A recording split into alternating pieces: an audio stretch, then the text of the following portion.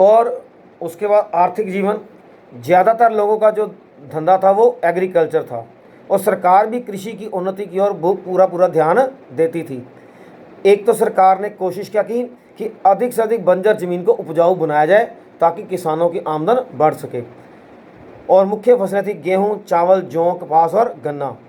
और यहाँ तक था कि जो सैनिक गुजरते थे तो उनको बोलते थे, यार इस प्रकार अपना रूट बनाओ कि किसानों की फसल का नुकसान ना हो तो कम से कम हो। तो और 1/6 से 1/4 हिस्सा जो होता था फसल का वो टैक्स के रूप में, लगान के रूप में ले लिया जाता था। जो उद्योग थे वो उस वक़्त थे कि जैसे कपड़ा उद्योग, सूती कपड़ा उद्योग, ऊनी कपड़ा उद्योग, रेशमी कपड़ा उद्योग, इसके बाद लकड़ी उद्योग, चमड़ा उद्योग, फिर आभूषण उद्योग, क्योंकि लोग सोने, चांदी, तांबा, हाथी दांत, लोहे की खानों में काम भी करते थे। और शिल्प उद्योग भी उस वक़्त उन्नत था। फिर कुछ लोग शस्त्र बनाना, बर्तन बनाना, आभूषण बनाना, ऐसे काम भी करते थे। ज़्यादातर लोग जो थे गौएँ, भेड़ बकरियां पालते थे, और कई लोगों ने व्यापारिक दृष्टि से अलग अपने डेयरी फार्म भी खोले हुए थे। और व्यापारियों की यूनियन भी थी जिसे हम श्रेणियाँ बोलते हैं, और उनके प्रधान को जेठक बोलते थे। और धंधों का स्थानीयकरण था, और ये ज़्यादातर खानदानी बन गए थे। श्रेणियाँ व्यापार के लिए नए नए क्षेत्रों की खोज करती थी, और जो जेठक होते थे अपनी श्रेणी में आने वाले सभी शिल्पकारों, कारीगरों का ख्याल रखते थे। और जो श्रेणी द्वारा तैयार किया गया सामान था उसका सरकार निरीक्षण करती थी कि कहीं कोई गलत सामान तो नहीं भरा, क्वालिटी कम तो नहीं हुई। तो व्यापारिक नियम भी थे, अगर कोई मिलावट करता पकड़ा गया तो उसकी सज़ा बहुत ज़्यादा थी। तो लेकिन व्यापारी को ये भी था कि जो देसी माल है उस पर मार्जिन 5% मैक्सिमम, और विदेशी माल पर 10%, इसके से ज़्यादा वो कमाई नहीं करेंगे। तो व्यापार आंतरिक भी था, बाहरी भी था, मतलब अपने देश में भी चलता था और विदेशों से भी, यानी कि दूसरे देशों से भी होता था। हम अपने हीरे, मोती, सुगंधित वस्तुएं, सूती की रेशमी कपड़ा, हाथी दांत, लकड़ी का सामान, दवाइयाँ, ये विदेशों से भेजते थे। और सोना, चांदी, मूल्यवान रत्न, ठीक है, ये विदेशों से आते थे। तो इस तरह जो मौर्य काल ने भारतीय सांस्कृतिक देन की अमूल्य देन दी, हर क्षेत्र में उन्नति हुई और मौर्य काल को अमर बना दिया। फिर कला के क्षेत्र में भी बड़ी उन्नति हुई है, क्योंकि वास्तुकला, पाटलिपुत्र का शाही महल, कहते इतना अच्छा कि 700 साल बाद कोई विदेशी लेखक आया तो उसे लगे जैसे कल ही बना हुआ है। और सम्राट ने 84,000 स्तूप बनाए थे, जिस पर उनके धाम के जो नियम थे वो लिखे गए थे। सांची का स्तूप मध्य प्रदेश में है, आज भी अच्छा है। शिल्पकला, ठीक है, जो पिलर्स बनाए गए 50 से 60 फुट ऊंचे, भार भी 50 टन के लगभग, और कैसे बनाए गए, चट्टानों को काट काट के बनाए गए। तो लेकिन चाहे वो ऊंचे थे, जो शिल्पकार थे उन्हें बड़ा अच्छा एक अट्रैक्टिव लुक, आकर्षक रूप देते थे। पशु पक्षियों की फ़ोटो बनाते थे, डिज़ाइन बनाते थे, ताकि लोगों उनकी ओर खींचे चले आएँ। और पॉलिश करने की, बस जैसे पिलर्स को वगैरह पॉलिश करने की कला बहुत उन्नत थी।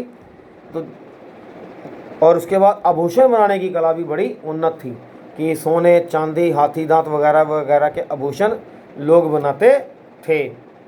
और साहित्य भी काफ़ी लिखा गया, जैसे भद्रुवाह का कल्पसूत्र ने मौर्य साम्राज्य के साहित्य को 4 चांद लगाए। फिर कहते हैं रामायण और महाभारत के भी कुछ हिस्से लिखे गए, लेकिन इसमें प्राकृत भाषा, जो जन साधारण की भाषा थी, उसका प्रयोग होता था। लेकिन संस्कृत को भी इग्नोर नहीं किया, संस्कृत का भी पूरा विकास हुआ। और शिक्षा के बारे में बता चुका हूँ कि उस वक्त लोग काफ़ी शिक्षित थे, कि तभी शिलालेखों पर, स्तूपों पर ये जो अशोक का धाम था उनके नियम लिखवाए गए। और जैसे मैं बताता हूँ कि पाटलिपुत्र, बनारस, उसके बाद ये तक्षशिला वगैरह, कई इंटरनेशनल यूनिवर्सिटी थी जहाँ पर लोग विदेशों से पढ़ने आते थे, और यहाँ एडमिशन बड़ी मुश्किल से मिलती थी।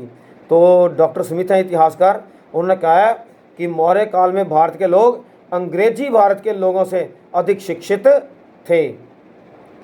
तो ये था उस वक़्त का समाज। अब हम बात करेंगे मौर्य साम्राज्य के पतन के कारण। एक तो कुछ हम सम्राट अशोक की भी जिम्मेदार ठहराते हैं।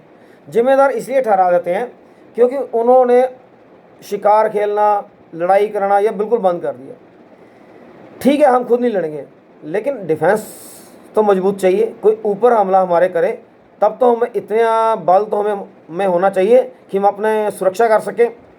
सम्राट अशोक ने इसको भी बिल्कुल इग्नोर कर दिया। तो नतीजा क्या हुआ, जब विदेशी हमले हुए हमारे सैनिकों में लड़ने की कला ही ख़त्म हो चुकी थी। नतीजा क्या, हम हार गए।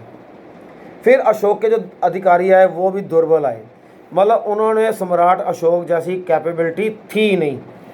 ठीक है, जैसे उनका दशरथ आया, फिर संप्रति या बृहदत्त आया, लेकिन इतने बड़े शासन को संभालने में वो असमर्थ रहे।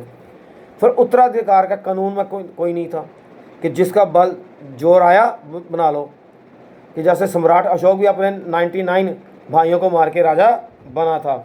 और अशोक का एक अधिकारी उत्तराधिकारी था कुणाल, उसको उसकी सौतेली माँ ने अंधा ही करवा दिया। और इस प्रकार जो राजमहल में षड्यंत्र होने शुरू हो गए। फिर तानाशाही था कि राजा की आज्ञा ही कानून थी। ठीक है, पहले पहले राजा जो तो मौर्य राजा अपनी प्रजा को अपनी संतान समझते थे, लेकिन आगे जाकर ऐसा उन्होंने करना बंद कर दिया।